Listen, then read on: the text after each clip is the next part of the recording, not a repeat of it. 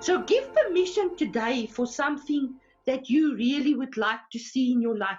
And when you give permission, don't have an expectation that it's just going to abracadabra and now it's just going to happen. It never happens the way you think. But when you give permission, you must be consistent. And what must you be consistent with? Your willingness, your availability, and your own capacity. Don't give permission for things that you don't have capacity for.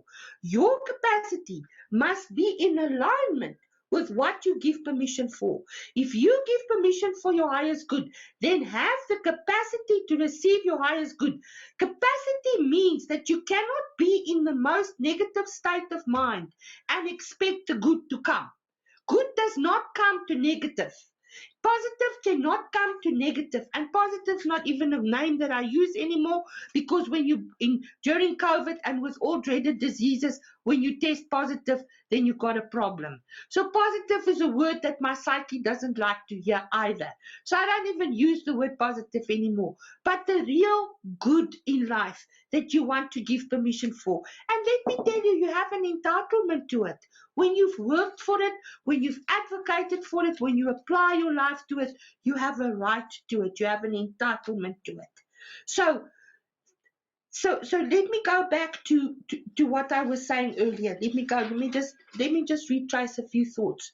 So again, the mind cannot understand awareness. Your mind does not have the capacity to give you the understanding that you constantly push for. And it is the one thing, unfortunate, that we instill in our children from a very young age. The fact that they believe that they need to understand things in order for it to benefit them. Understanding is not, so in other words, when we encounter a problem, when we encounter that negativity, when we encounter the deeds of others that makes us feel as if we are insignificant, as if we are not good enough, as if we are not, that we do not represent something that is valued, or that is considered, then we want to understand, and we want to understand why this person is doing this, and why this person is treating me this way, and why this person is doing this. Though that kind of understanding is not available in awareness.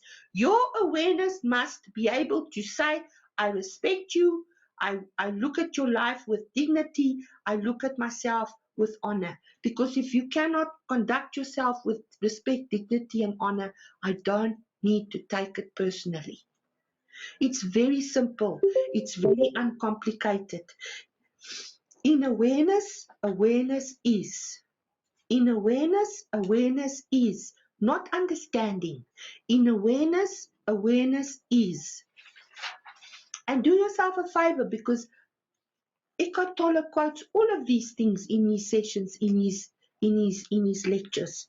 When you admit one, you realize that you need to ride your mind beyond the I. And this is a very new way of going forward that we need to integrate as humans now, because we are so conditioned, we are so ensconced in the I am and then something. I am this, I am that. That I has unfortunately evolved into being the ego I. So the real I, which is for me the I of creation, the I of all that is the I. It's not the I with the dot as we know it, the one that bespeaks the human body, not that kind of I.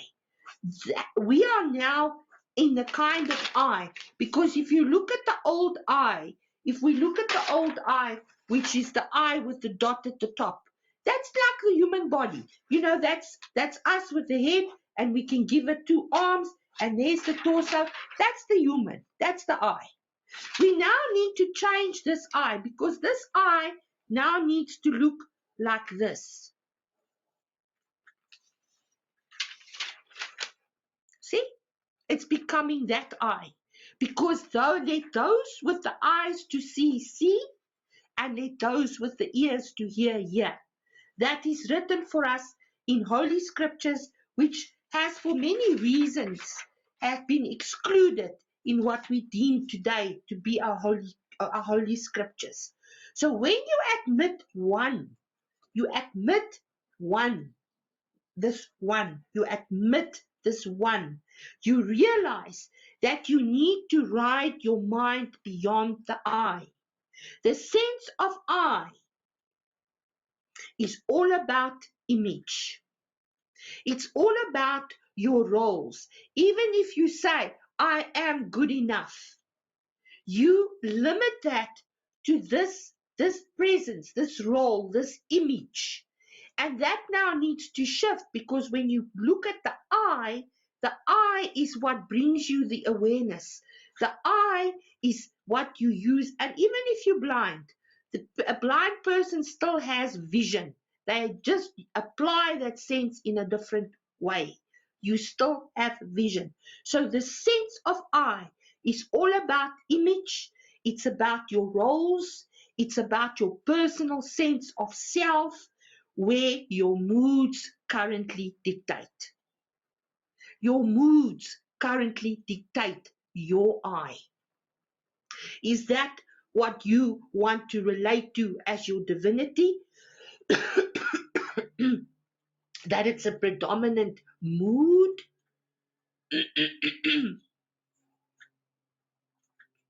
Your mood is a story that you string together with your thinking. And when you string together stories with your thinking, and let me tell you, your thinking is most of the time, and when I say most of the time, I mean 99% of the time, your thinking are thoughts that are happening to you. You're not even thinking them.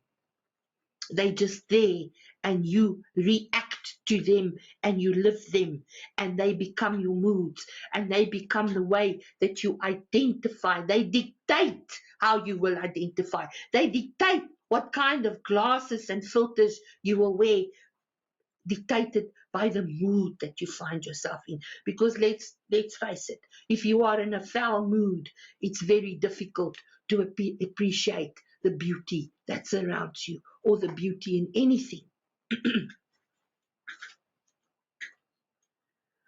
When consciousness becomes entangled in thinking, because it's an entanglement, that entanglement knows no time and space.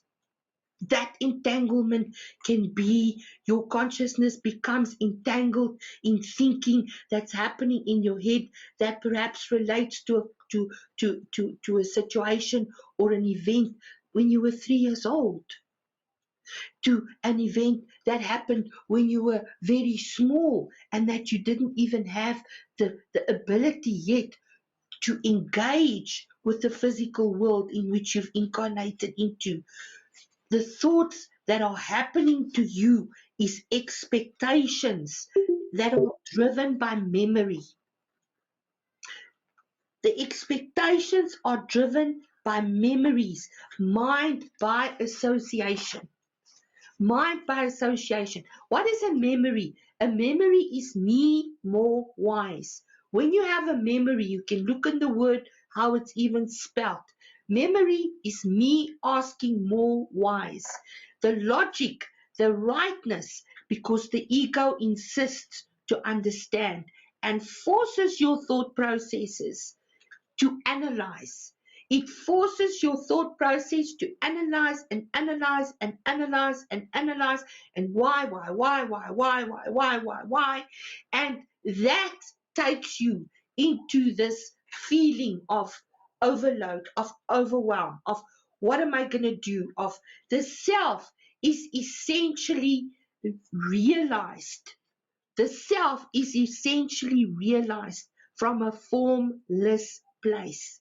The more the ego wants to understand and analyze, the more the thought processes pushes you to understand, the more you bring form to everything. It has to have a form.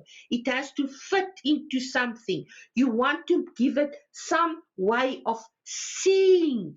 The eye must be able to see it in a form that the mind can accept and understand. And the mind is an ego tool, an ego tool that is constantly fed with negative reinforcement, that is constantly fed with how things is not. And the mind sees things more and more as futile. You may as well just give up. You may as well just leave it. You may as well. And it doesn't want you to be consistent. It doesn't want you to go forward. And interestingly enough, in terms of the algorithms that is available on this platform, on this worldwide net, I was listening to someone the other day, and they were having this very interesting discussion about the algorithms on the internet, especially on YouTube. And I don't know if it's also on Facebook. I'm sure it must be. But that the algorithms, when they pick up the word solution, you get put to the bottom of the queue. Because right now the world is not interested in solutions. The world is not interested, and that which is driving all of this is not interested in that which is going to offer us solutions. It's not interested in you finding solutions in order to be able to move forward in your life. Solutions, the algorithm of solution, I can only tell you what I'm hearing, but the algorithm of solution apparently is, when that word appears, you're not receiving, you're not going to be pushed in the queues in order for people to see what you are having and what you're offering. So the self is essentially realized in a formless environment. Now it's very difficult for us to relate to things that are formless. But if you look at the word transform, again, it shows you that you've got to go beyond form. Transform is formless action. And that's a very difficult context to bring to bear, or to integrate, to accept that it's possible, that it's doable, because we want to attach everything to what we can do. And now we first have to go back to everything that can be. And what can be is that we now need to see that simplicity, bringing things to its simplest form, that's where you experience calm. Calm, simplicity. Calm, simplicity. The mind sees more and more futility. And in futility, there is only upheaval, there's only worry, there's only panic, there is only anxiety, there is only concern, there is only sitting on the edge and worry. There is not satisfaction unless one admits one. There is no satisfaction. The mind wants to always understand more. Give me more understanding. Show me more things that I can understand. That's why, even the statement knowledge is power is a misnomer for me. Because that's why the mind insists to know, to know, to know, to know. That's why a small child asks you, why? Why? Why? And you give an answer, why? And you give an answer, why? Because the mind insists to understand, because it perceives that when it understands, it will then be able to protect itself and secure its own survival. And that's not how it works. So much is said about burnout at the moment. Burnout. People are feeling burnout. They're feeling burnt out. What is burnout other than complicating all contexts? What is burnout other than consistently complicating everything, feeling like it's futile. There's no options left. Burnout is just what the word says. Everything's burnt out, like the phoenix. There's just ashes. And that's what burnout is. Burnout is literally burning all those things away so that we can start again, that we can begin again. And burnout constantly complicates all contexts. It will give you a complicated answer for everything. It will complicate every next step. It will complicate your future beyond measure. And simplicity is the absence of complications. Simplicity is the absence of complications. You know, when I see things happening in my household, and I was outside early in the morning because I have a big property and I manage it by myself. I have a garden service, but the rest I do myself because I have two hands and I am able.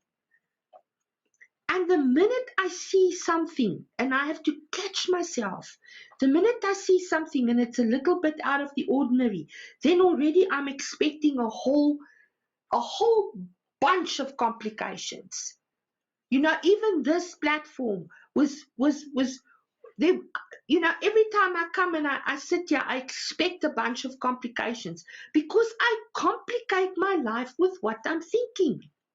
And Einstein says genius is making complex ideas simple.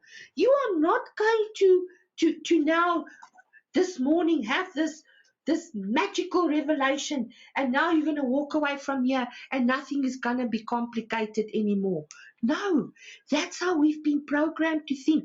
Even from a very young age, with negative reinforcement, we always complicate the way that things are going to pan out for us and what we're going to need to handle, and it's going to be so difficult, and I won't be in time to fetch the children, and it's, you know, the traffic's going to be this, and we always foresee all the complications that is going to rob us of the simplicity of life.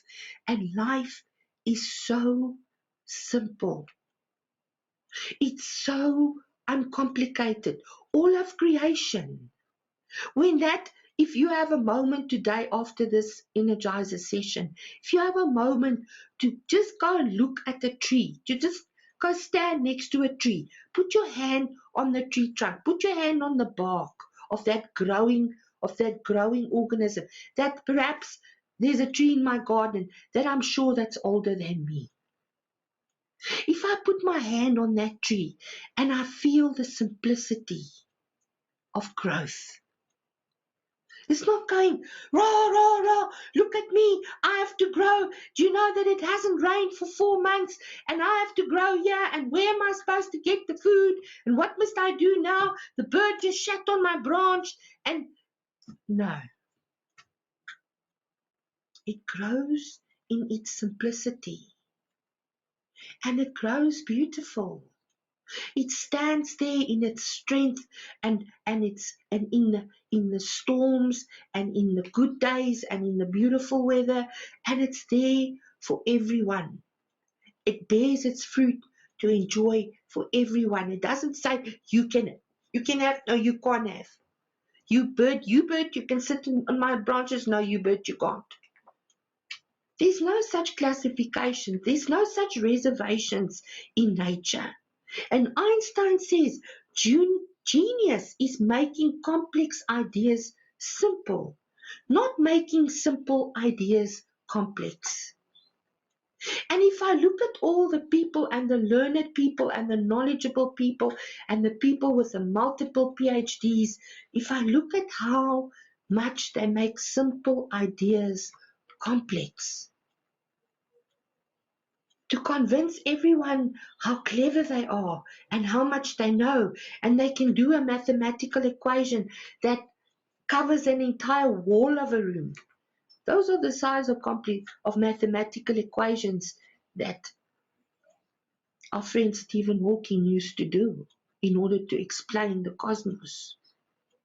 And at the end of the day, it's all so simple.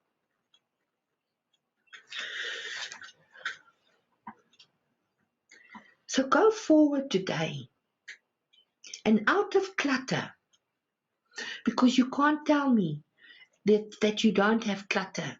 And there's some of you that throw away things all the time. I know that, because you've got such a vehemence against physical clutter in your life.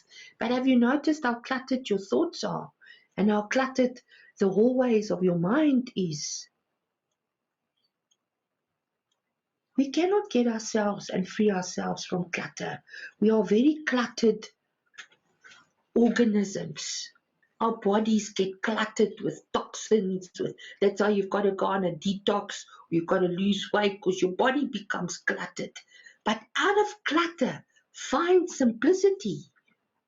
From discord, find harmony. And in the middle of difficulty lies opportunity always. Always, without exception. And while I was writing these notes and I was bringing everything down in my own process, in my thought processes, I was bringing it down to its simplest form. Is burnout not perhaps a dark night of the soul? The dark night of the soul reveals to us new qualities that we need to discover and explore. And if I look at the symptoms of a dark night of the soul and what the dark night of the soul does to the human psyche, and there's many things written and spoken about the dark night of the soul. It's identical to burnout. Except that the dark night of the soul is a process that we regard and that we look at as an internal process. And burnout, we relate to everything around us. But in the dark night of the soul, and the dark night of the soul can take anything up to a few minutes, a few hours, a few days, a few weeks, a few months. It can also take years. And when you are in the dark night of the soul, it's a living hell. Because in the dark night of the soul, nothing works. You don't work for yourself. Life doesn't work for you. And it feels constantly as if everything is wrong. If there's just ashes. If everything is burnt out. And out of the ashes, you need to find that new value that is awakening in your consciousness so that you can rise from the ashes like a phoenix. And what is ashes other than burnt out matter? But when that phoenix rises from the ashes, it's a flame. And a flame only burns from something that's combustible. But this is ashes. There's nothing that can burn there anymore. You know, that's why in Afrikaans we say, when you say if, in Afrikaans it's as. As is verbrande hout, jy kan niks met dit doen nie. You know, if is burnt ashes, you can do nothing with it. And out of that rises the phoenix. It rises with passion, with burning desire. A new value awakens in you. In burnout, the complexity of handling just simple daily activities becomes an Everest without preparation. And you feel as if you have to go and climb a Mount Everest every morning when you wake up. When you are in burnout, it feels that you've got to climb a Mount Everest with no preparation and with no support. And you know the meaning of that. There is no one that's going to be crazy enough to even think of, to attempt to climb Everest without the necessary protection and equipment. And when you climb Everest, you have base camp, you have camp 1, you have camp 2, you have camp 3, you have different stations along the way that allows you to reassess, to get yourself prepared for the next stage, which is even more difficult, But it can only be done in simplicity, because ultimately, if you're gonna scale Everest in your psyche, in your mind, in your consciousness, if you want to do that, you do that by yourself. Admit one. In burnout, life becomes a threatening experience. In burnout, life becomes an experience where life loses all its meaning and purpose, and everything feels like it is futile. What's the use?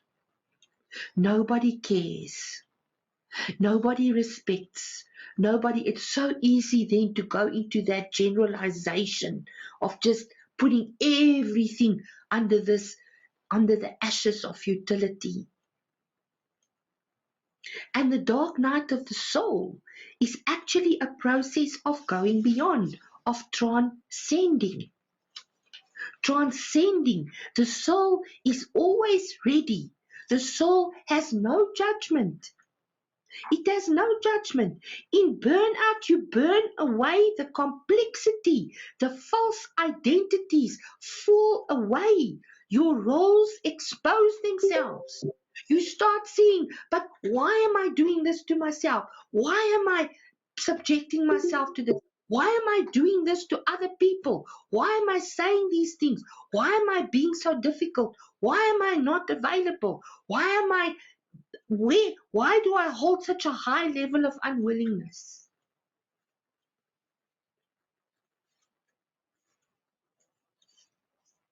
In burnout, it's a process of ego purging. The layers of image get stripped away like an onion. You peel off, there's another layer, you peel off. The layers of the image. And very often the image that we give ourselves is an image of suffering. It's an image of dire illness, of a body that's crippled by cancer, of a body that's crippled by some disease, of a system that is crippled by anxiety and by panic. Because it's an image. That's who I think I am. That's the I with the dot. That's not seeing the what is. That's the storiness. That's not the isness.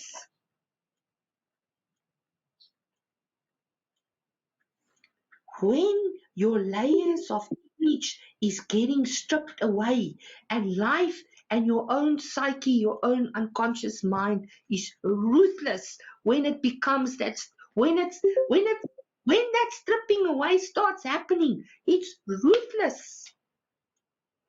It slaps you with humiliation. It slaps you with disrespect. Curveballs that hits all the buttons. That hits all your buttons to reinforce the hopelessness, the meaninglessness of your current life process. Because that's what it wants you to believe, that it's meaningless, that it's hopeless, that there's no hope, that you may as well just throw in the towel. And all the crutches you created to uphold the idea of your suffering gets reinforced. I'm currently saying to someone on a daily basis, stop looking at what the other person in your life is doing. It's not about them. It's about what you do and what you can do.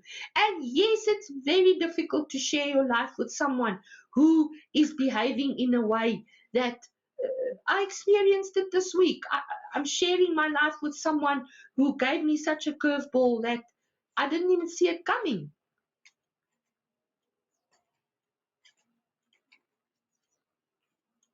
All the crutches you created to uphold the idea of your suffering, to uphold the idea of this image that you're giving yourself.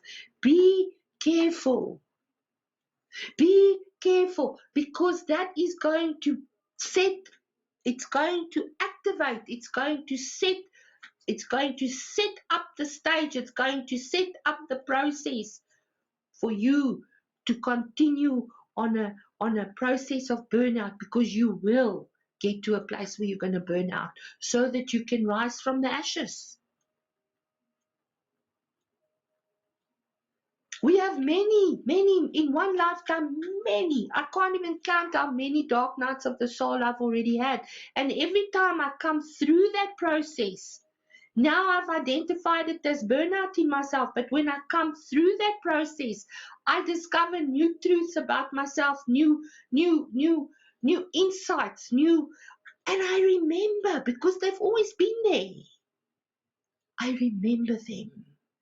Because that's the real process. No one can teach us anything. No one can teach you anything. You remember.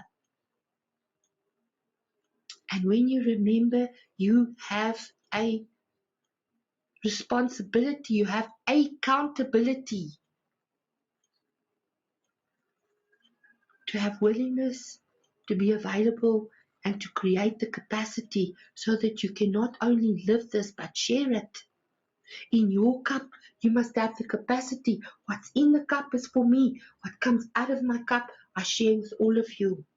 Because my cup is constantly overflowing and it doesn't have to go to waste. And there's so many labels that are given to the suffering, to the crutches that we create to uphold the idea of suffering. And it's rife in young children, adolescents, and in puberty. It's rife. The label that you give it. And people are so quick to give things label. Every second person that I'm listening to on YouTube, oh, I suffered from PTSD. I suffered from this. I suffered from attention deficit syndrome. I suffered from this. And it's all these little, PTSDs and ADHDs and whatever the abbreviations are that the crutch that they give themselves to uphold the idea of their own suffering. For what?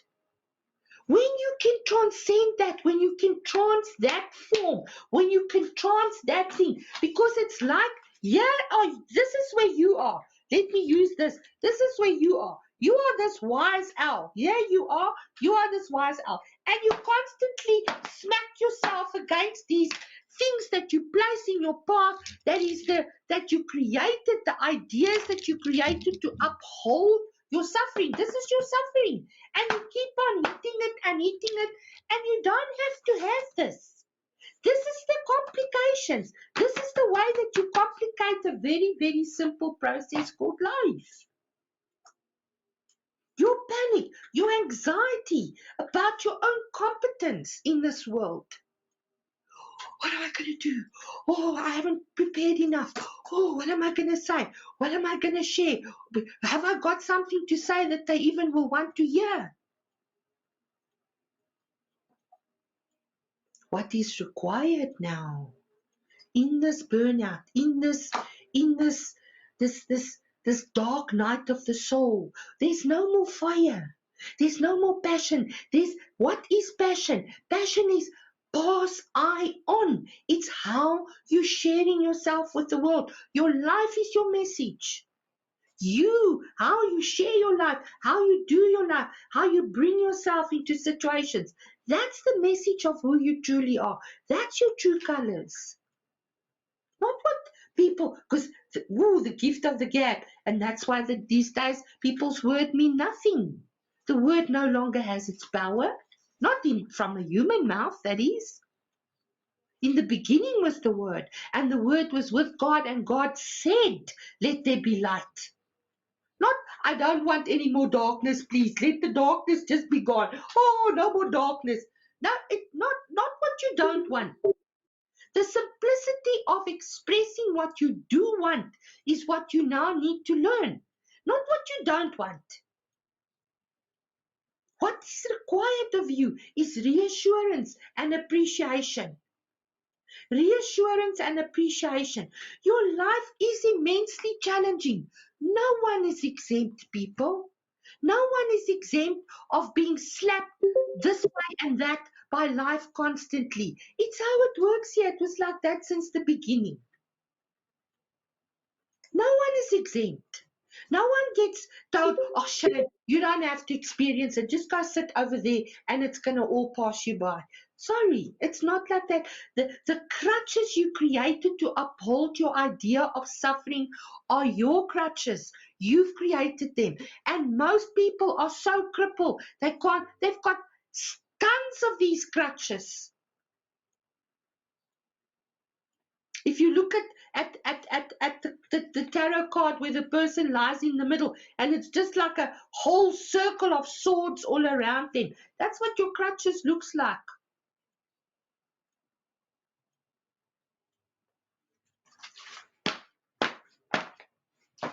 This is the complications.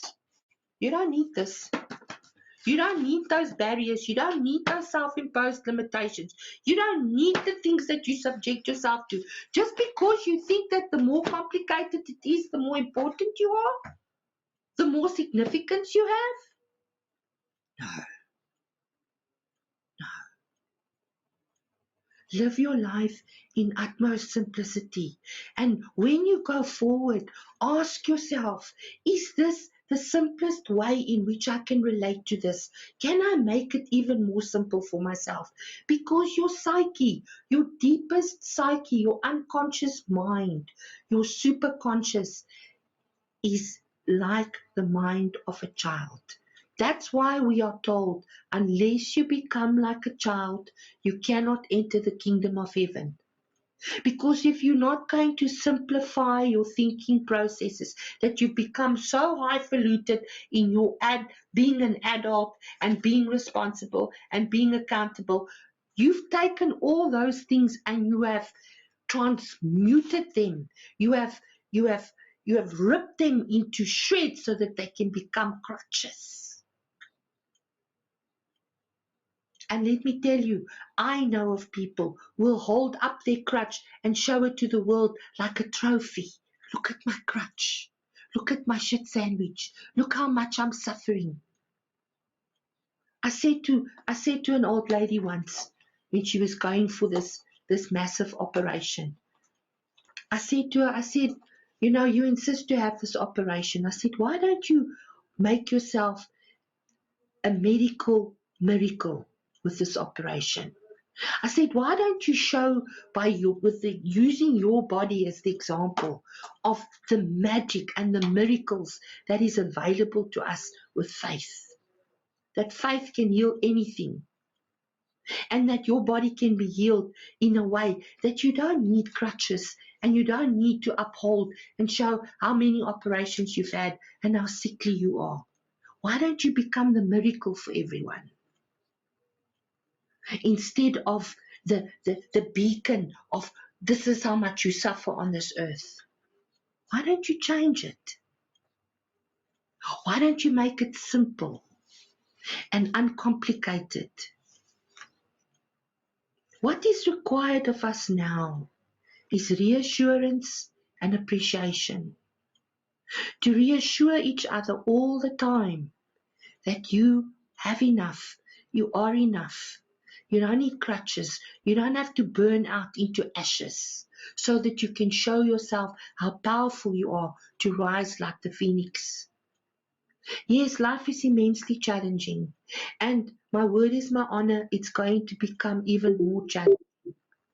And any sense of loss delivers a sense of exclusivity these days. People think that when they experience loss, when things are going bad for them, that it gives them a sense of exclusivity. Look what's happening to me. You know? Oh, I've been scammed on the internet. They took so much money off my card. I was scammed on the internet because I wasn't aware and I did things against my better will.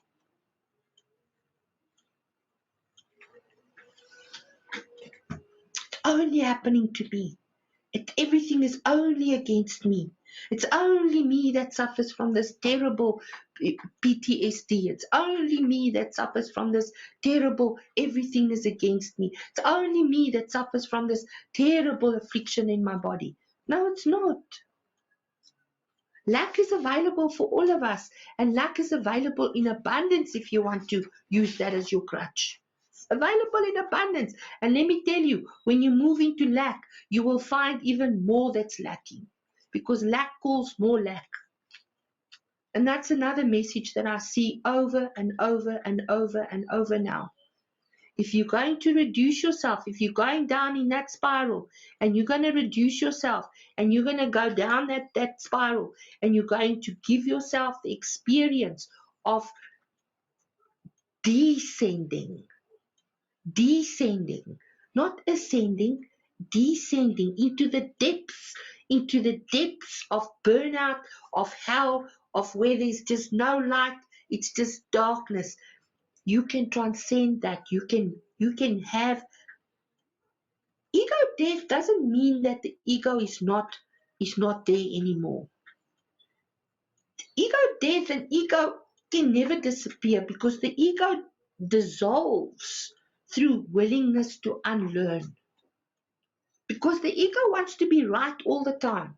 But we needed that ego as a child. We needed the ego in order for us to survive, in order for us to have a sense of survival, that we wanted to continue. Because it's very easy to give up here on earth. It's very easy to give up in this body. Very easy. But once you grow up and once you know better, you don't need to use the ego as the driver, because the ego eases the good out. You learn to live with your ego now, because it's an aspect of you. It's part of the personality. It's the ego is the thing that determines the images and the roles that you play. But when you now, through your willingness to constantly unlearn and through surrender, because we need to surrender. When you surrender, you're not pushing back harder. When you surrender, you simply remove yourself from that, and this can now push as much as you like. You've surrendered. There's nothing for this to fight against anymore, because you have surrendered. You've moved yourself out of the fight. Simplicity. Simple. Slow down. Keep it simple. When you go slower, you get more done. The more you slow down, the more you deliberately attend to every aspect and every step of the process, the more you get done, the more you deliver quality at source, the more it's no longer necessary to go back and to go and fix it. It's done well. You've given it your best. And letting go of what comes before. That's what keeps it simple. Why do we need to let go of what comes before? Because you've already lived it. It's burnt out, it's ashes. And if you continuously insist to live that which has come before, then you're living the burnout. You're living the ashes. It can't deliver anything for you. It's energy spent. Breathe. Give yourself just 10 minutes a day to be. Not to meditate, not to do something specific. You're not taking that 10 minutes to say, okay, now I'm going to eat a cookie. Now I'm going to drink a cup of coffee. Give yourself 10 minutes. 10 out of 24 hours. 10 minutes to just be. And to sit there and to look, what are my crutches? What are the things that I'm giving? Where am I burning myself out into ashes with my panic, with my anxiety, with telling me that I can't cope, with my telling me that this is too much for me, with feeling overwhelmed, with feeling like my life offers no value, that there's nothing that about me that offers anything that's good. Because something that's burnt out there's nothing good there anymore. It's just ashes. Perhaps you can take the ashes and fertilize the soil.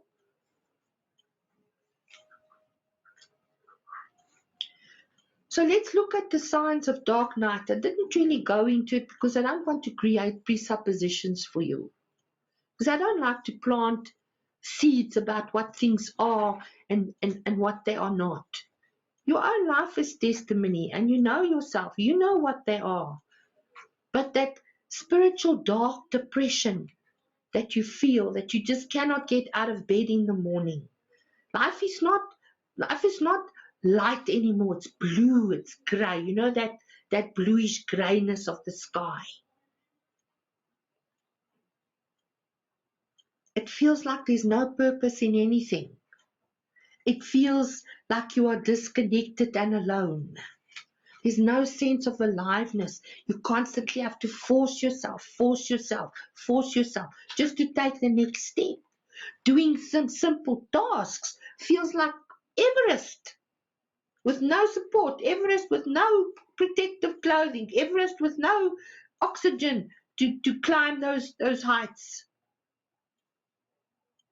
Ego is fighting for survival, and it draws you into the struggle because the ego fights for its survival. That's why you have an ego, in order for you to survive, especially in your younger years.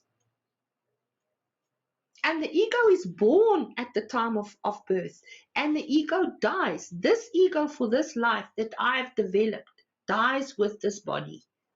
It does not continue with consciousness. The ego is not part of consciousness. And it will die because it's done its job. It's ensured my continuation until my time in this body is up and I'm done and I've lived this life. But now what happens is the ego draws you into the struggle. It draws you into the struggle for survival because that's its job. But really, if you look at your life, do you need to be engaged in a battle for survival? No. That's not what you've chosen for your life. You have not chosen to be engaged in a battle for survival. A war. What is a battle other than a war? Why do you need to be in a war for survival? No wonder you feel burnout. No wonder your soul feels like it's a dark night.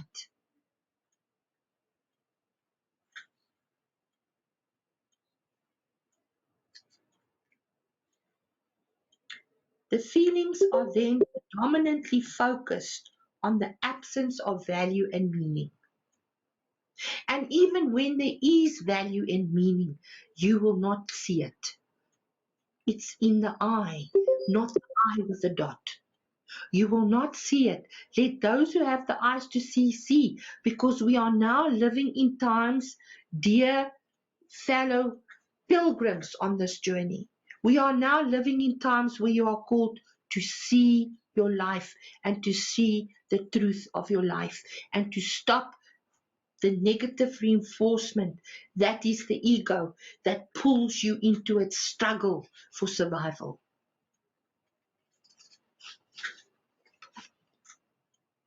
Absence of value and meaning. Absence. Burnout is a burning down. Our planet, our entire planet is burning down everywhere.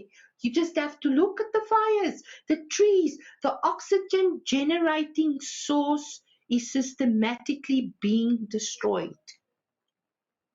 Last year alone, billions and billions and billions of hectares of trees have burned to ashes.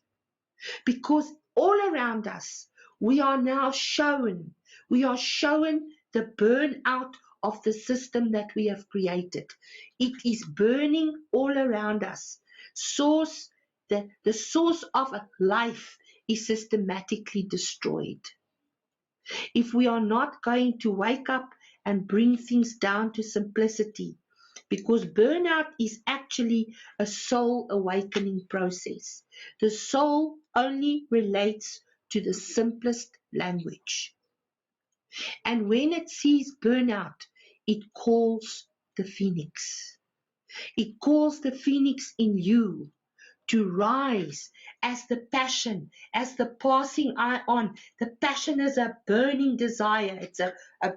It's something that is ignited in us. We see it and we relate to it as a flame. That's why they run with the flame when it's when it's the Olympics. They run with that flame because it's the flame that's to be awakened in us through our passion. And burnout is a soul awakening process. The soul only relates to spiritual and to the simplest language. The inner child must be nurtured. The inner child is the one that wants to hold the flame. That's why children love playing with fire. They love it. And I wrote some notes. Let me just see if I can find it now. I don't know if I've now mixed it up here. I wrote some notes the other day in terms of the actual process. Not sure if I've got it here now. Looks like I've mixed it up. No, then it means I'm not made to share it. I'll just continue with what I have there. So the burnout is a burning down, and the burnout is our soul awakening. The inner child must be nurtured. The inner child must be awakened. Unless you become like a child, you cannot enter the kingdom of heaven. Please, the child thinks in the simplest and the most uncomplicated ways. Complex thinking makes life dull, overwhelming. It drains you of your zest for life.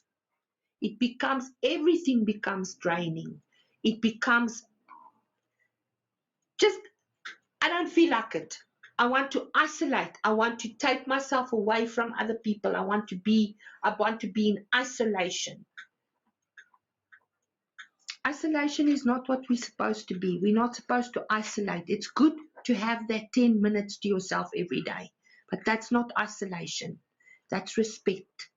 That's respect to just be with you for 10 minutes and for a few moments to examine your own life, to examine how you can become simplest in the simplest ways to evaluate your life.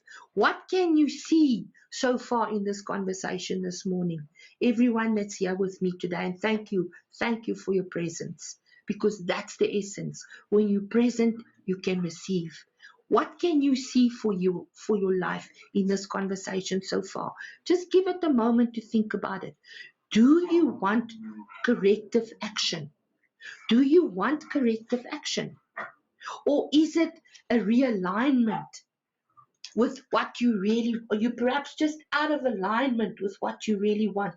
Because remember, when you stop the fight, there's the fight. There's one and there's the other, and then it's an opposition, and then they're fighting. When you stop the fight, when you step away and you stop the fight, this is going to continue. You have stopped the fight. This is coming from outside. You step towards yourself. This fight is going to continue, but it's not your fight anymore. In this simplicity, 10 minutes a day, this relaxation, just 10 minutes a day. Excuse me. Biscuit. No. 10 minutes uninterrupted, in simplicity, in non-attachment, in calm simplicity, so that you can pass I on, so that you can ignite the passion again, like the phoenix that rises from the ashes. What a simple process. There's ashes, but we are assured that our passion can still rise from that ashes.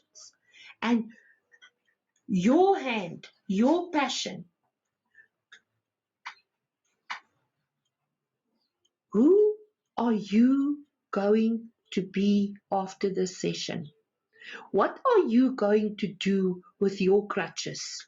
What are you going to do with all the self-imposed barriers that your ego has introduced into your life to stop you from living the life that you so yearn for, that's on the other side of this? Because this is all the complications in your life. This is all the complexities in your life. How can you now take all the complexities in your life that's holding you back? How can you take that complexities and surrender them so that you can continue on your path? Surrender them. Pass I on. Look at the chain of events. What is a chain? We call it the chain of events. What is the chain of events? There's the chain. You see? The chain. Full of every chain has got a single link. There's a chain of events in your life. There's a chain of events in your life. Yes, that's true. And sometimes the chain of events in your life takes you to a destination that you perhaps don't want to end up in. But you know, the destination that you end up in is not the end of the world. How many destinations do you think you've already had in just one life? You can't even count them. How many times you started your journey, you got in your car, even if it was just to go to the shop? How many destinations have you not had in your life so far? A destination is not a sentence. A destination is a destination, and you can change your destinations because you can start a new journey at any time. At any time. And this entire life process is all about the journeys that you undertake. Some journeys you undertake in your soul, some journeys you undertake in your heart, some journeys you undertake in your body to heal and become well again, some journeys you undertake in your mind to let go of simple crutches that you've given yourself, and roles and images and ideas planted in your head because of the way that you perceive life should work. Life is so much bigger than us. Don't subject it with your understanding. Accept what is and work with that to see where it's taking you. Because that's how it works here. So this chain of events, the chain has individual links, and links under tension snap. No matter how strong, how big the link is, links under tension snap. They break. They break down. I'm having a breakdown. I'm having a burnout. Cancel that thought. Here on earth, nothing works all the time. Really? Nothing is going to work forever.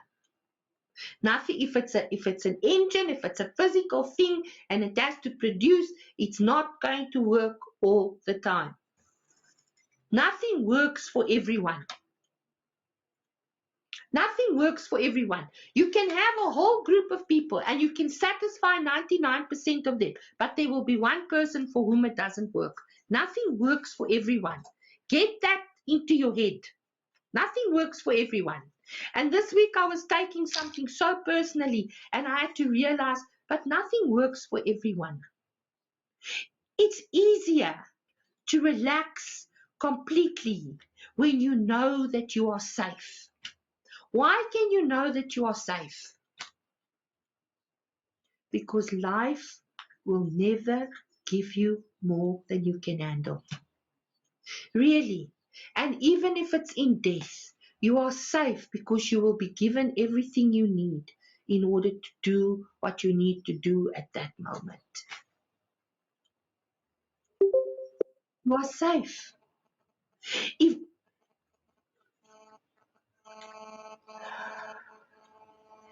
the other way that I like to look at things is when everyone is doing it.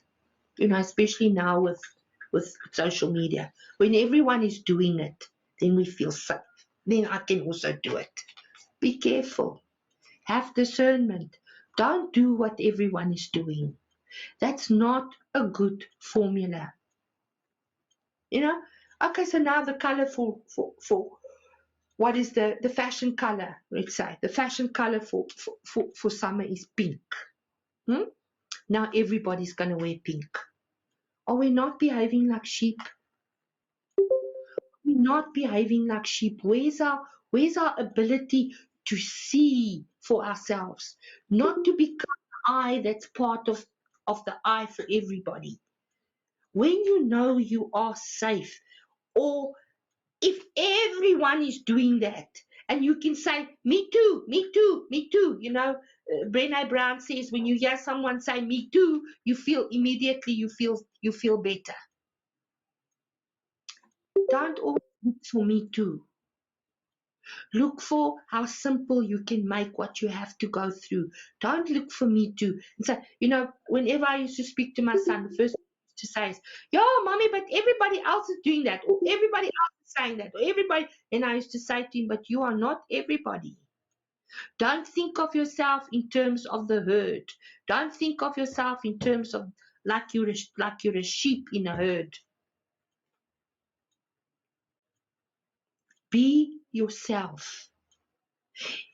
If it feels out of reach for you to be yourself, to get where you want to be, temporary situation. It's not your life. It's not how your life is now. It's temporary.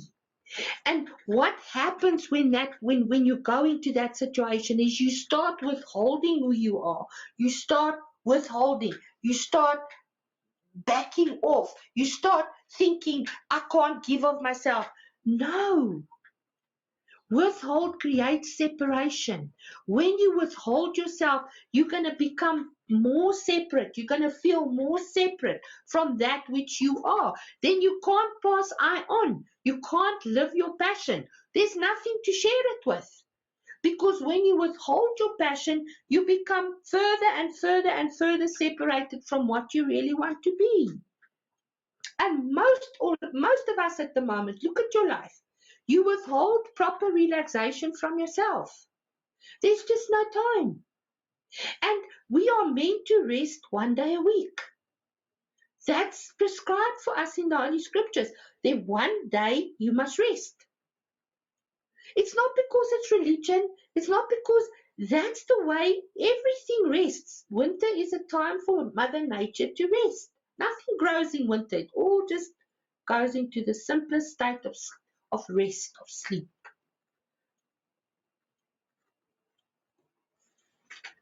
Be creative. Be flexible.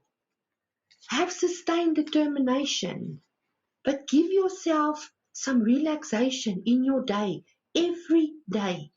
10 minutes. 10 minutes. You can stretch that 10 minutes in your mind. You can say, I'm resting for 10 minutes, but each minute feels like an hour. Your mind has no perception of time or space. You can stretch that 10 minutes into a 10-day holiday. Your mind does not know the difference. It's so simple.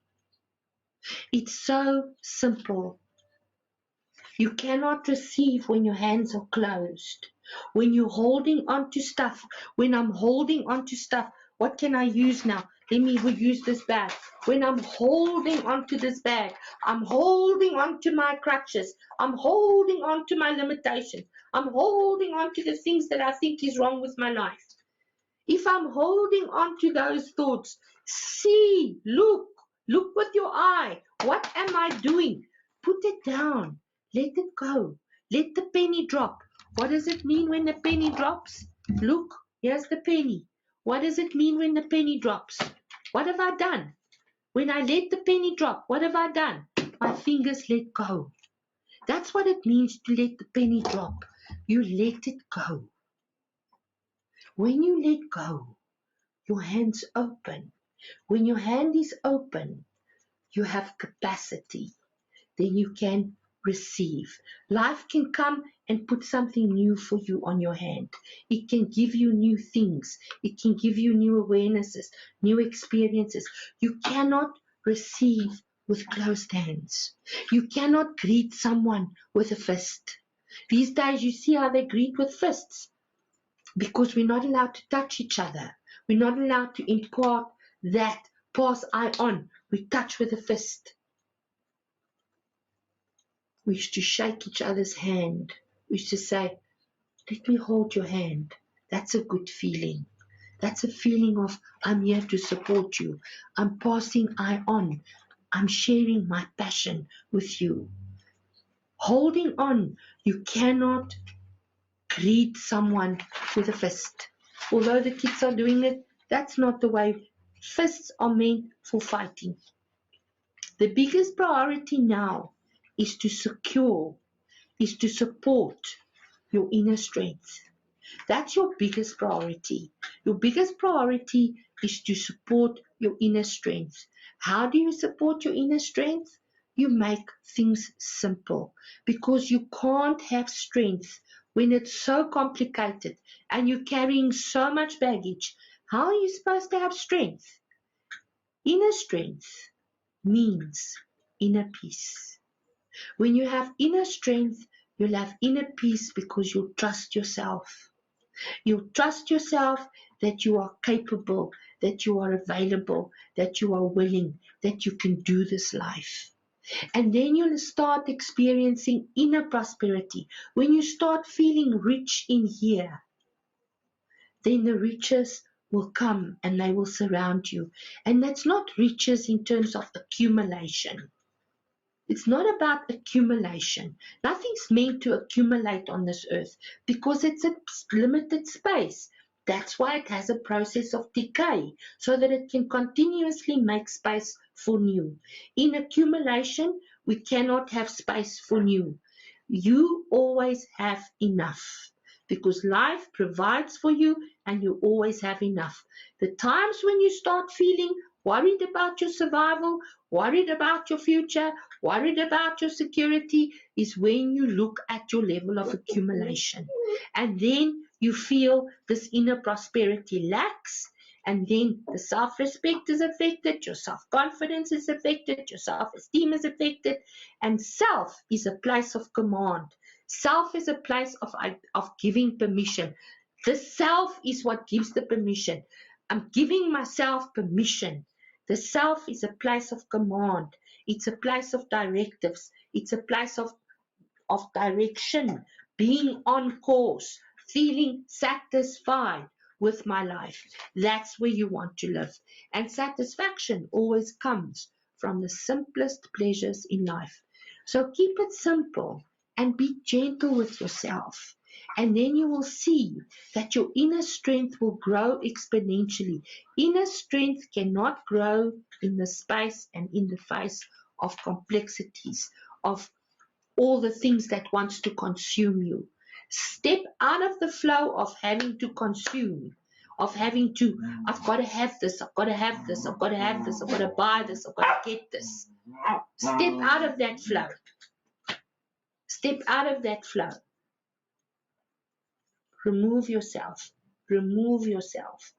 And feel that inner peace through the simplicity that you allow yourself to feel when you look at your good life. Things are simple, but they're good. And you need not be focused on how much you need to accumulate for tomorrow. Tomorrow will provide for itself. You do your best today because life cares for life. Life cares for life.